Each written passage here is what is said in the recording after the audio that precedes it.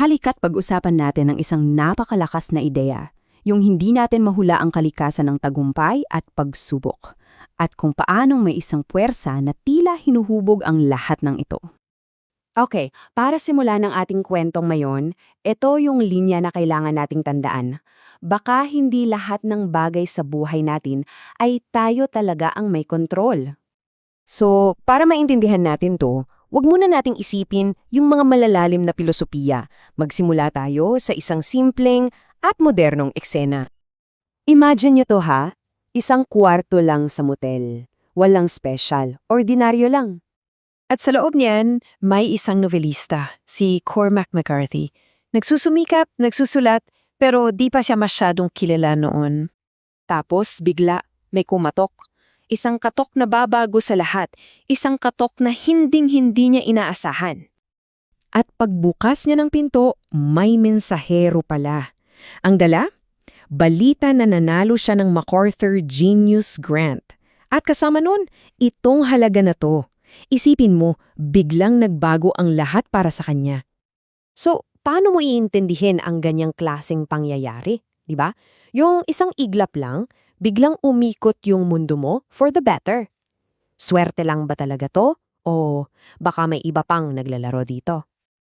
Well, yung mga sinaunang Griego, mayroon silang konsepto para dyan. May pangalan sila para sa mga biglaang pag-ikot ng kapalaran na ganyan. Para sa kanila, ito raw ay gawa ni Clotho. Isa siya sa 3 diyosa ng tadhana at ang trabaho niya?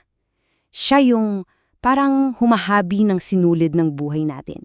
Siya yung naglalagay ng mga good parts at, well, pati na rin yung mga bad parts. At gaya nga ng sinabi ng playwright na si Aeschylus, mapakadakilaan man o kasawian, wala raw tayong takas. Wala sa kamay natin yan. At itong paniniwala na to, dito nabuo ang isang napakalalim na filosofiya. At alam niyo kung sino ang pinakamagandang nagpaliwanag nito? Yung Romanong Stoic, si Seneca. Dito, binibigyan tayo ni Seneca ng isang malinaw na babala. Sabi niya, huwag kang masyadong maging kampante kapag nasa itaas ka, pero huwag ka ring mawala ng pag-asa kapag nasa ibaba ka. Kasi pareho yang hindi permanente.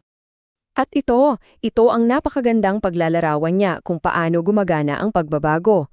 Parang isang whirlwind o alimpuyo, isang puwersa na walang tigil sa pag-ikot, kaya siguradong walang mananatili sa pwesto niya ng matagal. At dito natin makikita yung malaking pagkakaiba sa pananaw ng mga sinaunang tao kumpara sa atin ngayon. Sila parang mas tanggap nila na hindi nila kontrolado ang lahat. Samantalang tayo ngayon, madalas iniisip natin na tayo ang may hawak ng manibela ng buhay natin. Laging tayo ang may kontrol. So ang tanong ngayon, paano natin magagamit yung ganitong klaseng pag-iisip, yung mapagpaparayang sa loobin nila sa buhay natin ngayon na sobrang bilis? Well, simple lang. Kailangan lang nating tandaan itong 4 na katotohanan tungkol sa buhay.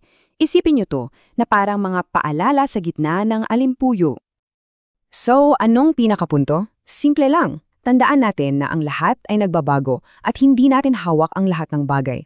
Kailangan natin ng kaunting pagpapakumbaba at pagtanggap na may mga puwersang mas malaki sa atin na kumikilos. Kaya itong iiwan kong tanong para sa'yo. Kung wala namang kasiguraduhan sa tagumpay man o sa pagsubok, ano para sa'yo ang pinakamahalaga ngayon sa sandaling ito?